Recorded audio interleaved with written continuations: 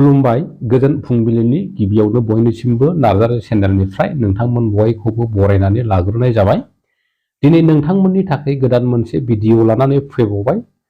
अन्नानै जोंनो भिडिअखौ जोबजासे नायलांनो खावलायनाय जाबाय आरो चेनेलाव गोदानब्ला चेनेलखौ साबस्क्राइब खालामनानै लानो आरो नोंथांनि लोगोफोरनोबो शेयार खालामनानै होनो खावलायनाय जाबाय।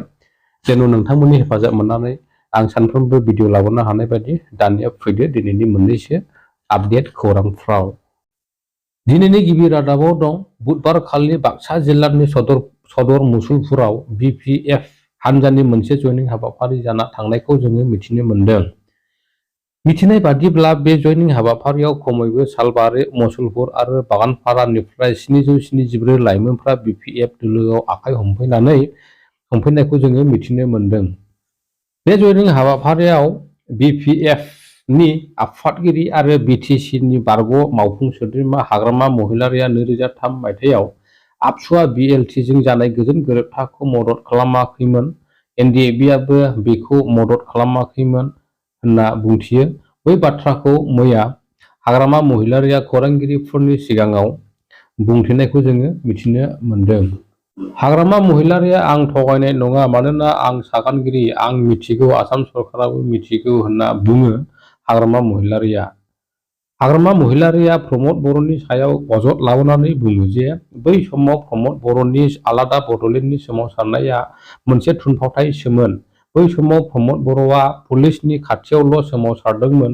बे समावनो हाग्रामा महिलारीआ BTC गोरोबथा खालामनो आबसुखौबो खावलायदोंमोन, नाथाय आबसुआ बै समाव BTC गोरोबथाखौ गनायाखै होनना फोरमायो।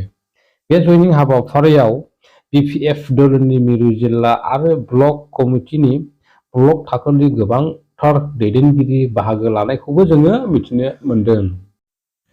थारैनो रायजो सरकारा बर' बिजों आरो बर'नि माहारियारि आफादफोरखौ खेरखेरायनायखौ जोङो बारा नुनो मोननाय जायाखै। मानोना गले गले खावलायसेयावबो थाखो 6 नि सानखान्थि आरो बिगियान आयदानि सोंथि बिलाइया मानो इंराजि रावाव फैखो? मैया धेमाजि जिल्लानि सिमेन्ट साखरियाव थानाय SP बड' हायार सेकेन्डारि स्कुलाव आसाम सरकारनि सोलोंथाइ बिफानजों खुंफुंजानाय गुनउत्सबआव थाखो 6 नि बिगियान आरो सानखान्थि आयदानि सोंथि बिलाइया इंराजि रावाव फैनायनि थाखाय आनजाद होनायनिफ्राय गोजानाव लाखिदों सिमेन्ट साखरिनि गासै दख'रानि सिङाव थानाय माहारियारि आफादफ्रा। मख'नो गोनांदि आसाम सरकारखौ सिगांनिफ्रायनो गले गले खावलायबोसेयावबो थाखो 6 नि बिगियान आरो सानखान्थि आयदानि सोंथि बिलाइखौ इंराजि राव हरनायनि थाखाय गासै बर'नि आफादफ्रा गोथौयै दुखु मोननाय फोरमायनायजों लोगोसेनो फरायसालिफ्राव थांनानै आनजादखौ होबथानानै सरकारनिसिम बेरेखायै खुद्रिसारनायखौ दिन्थिदों। लोगोसेनो मैयानि सानाव सिमेन्ट दख'रानि सिङाव थानाय मोनफ्रोमबो बर'नि आफादफ्रा ex-NDFB आफादजों लोगोसेनो खौसेयै थांनानै थाखो 6 नि गुनउत्सब आनजादखौ होहोआलासे गथ'फोरखौ गाव गावनि न'आव थांफिननो होनायजों लोगोसेनो थाखो 6 नि सोंथि बिलाइखौ बर' रावजों हरफिननो थाखाय सरकारखौ खावलायहरनायखौ जोङो मिथिनो मोन्दों।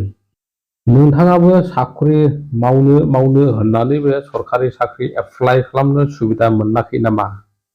फै अब्ला नोंथाङा नार्जारि चेनेलनि जोहै गोबां लाख लाख भारतनि रेल बिफानाव साख्रि मावनो नोंथाङाबो मिथिनो हागोन। गोख्रैनो भारतनि रेलवे बिफाननि मावख'आरि वेबसाइटआव indianrailway.gov.in आव हाबनानै बांसिनै मिथिनानै लानो हागोन नोंथाङाबो। जोङो मिथिनाय बादिब्ला भारतनि रेल बिफानाव गासै 2,48,895 साख्रिनि मासिया लांदां जानानै दङ। बे बाथ्राखौ फोसावना होदों भारतनि रेल बिफाननि मन्थ्रि अश्विनी वैष्णवआ। बे साख्रिनि थाखाय 10 थाखो उथ्रिसारनाय बिजाथिफ्राबो एप्लाइ खालामनो हागोनखौ जोङो मिथिनो मोन्दों। मख'थावना दि रेल बिफाननि ग्रुप ए आरो ग्रुप बि साख्रिनि थाखाय गासै 20,070 मासि लांदां जानानै दङ होननानै जोङो मिथिनो मोन्दों।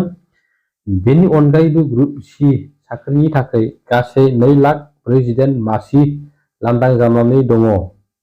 12 थाखो उथ्रिनाय, 10 थाखोआव उथ्रिनाय, SSC सेनियर सेकेन्डारि उथ्रिनाय, ITI डिप्ल'मा गोनां आरो जायखिजाया डिग्री गोनांफ्रानो बे साख्रिनि थाखाय एप्लाइ खालामनो हासिगोन। जुदि नोंथाङाबो रेल बिफानाव साख्रि मावनो गोसो दङब्ला अब्ला गोजौआव होनाय थंआव गोख्रैनो एप्लाइ खालामनो हासिगोन नोंथाङाबो। बेजों लोगोसे दिनैनि भिडिअआ बेखिनियाव जोब्बाय लोगोफोर। आसा खालामो भिडिअखौ नायनानै मोजां मोनबाय। Thank you for वाचिं।